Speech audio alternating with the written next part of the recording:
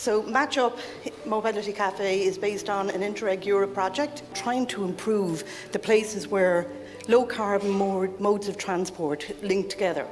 And what we're hoping is that we raise awareness to the Cork public about how easy it is to travel around Cork City. My name is Stefan Koch. I'm the chair of the Cork Transport and Mobility Forum, who have a common interest in promoting sustainable travel in and around Cork. Today I will present to you two examples of where the city of Utrecht is improving the integration of low carbon means of transportation.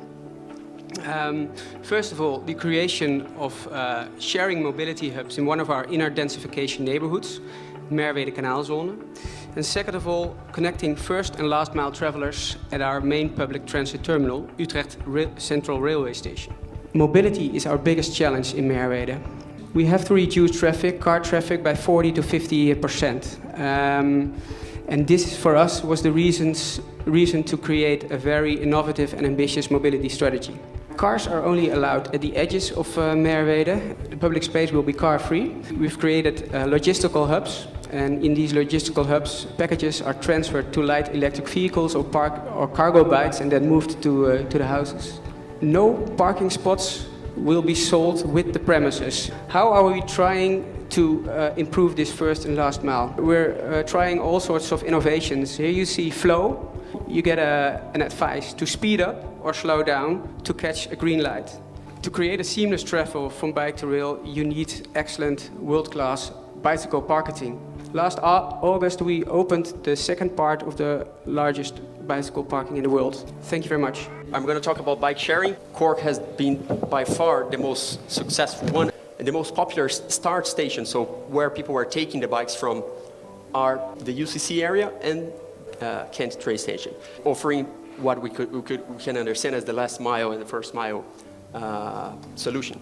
One of the main benefits in the short term, which the CMATs will deliver, is, I suppose, a context for the prioritisation of investment in sustainable transport interventions. Benefits, I suppose, overall of the CMATs is, it'll provide Cork with state-of-the-art public transport system, which we haven't had to date, be fully integrated transport network. But I think the Transport and Mobility Forum we're very lucky in Cork to have that. It's with the service providers like Irish Rail and Bus Éireann, but also with Green Schools, with the city and county councils, with a whole range of different members. We need to convince the public about these changes. So we need to be taking the risks now to make the changes that we need to make.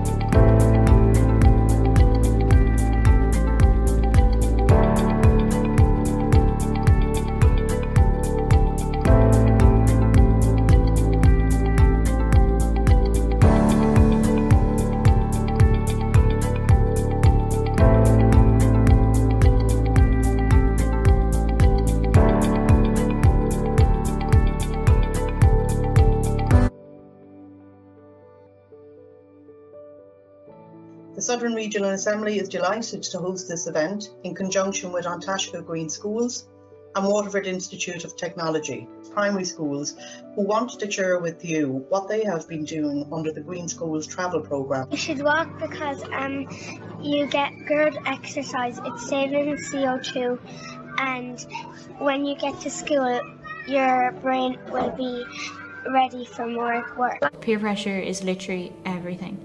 This sounds really stupid, but I really do think the helmet is such a big part of it. I feel like you just need one person to do it. We thought about the barriers that we face using sustainable travel. We would like to see in the future safer, less congested bike lanes, adequate space for all road users, penalties for breaking the rules being enforced by both motorists and cyclists, paths that are well maintained and places where families who live a distance away can park and then park and stride to school.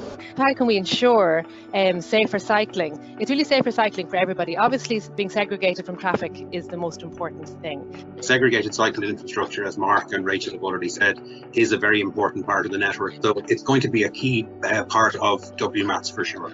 Absolutely. Rural bus services.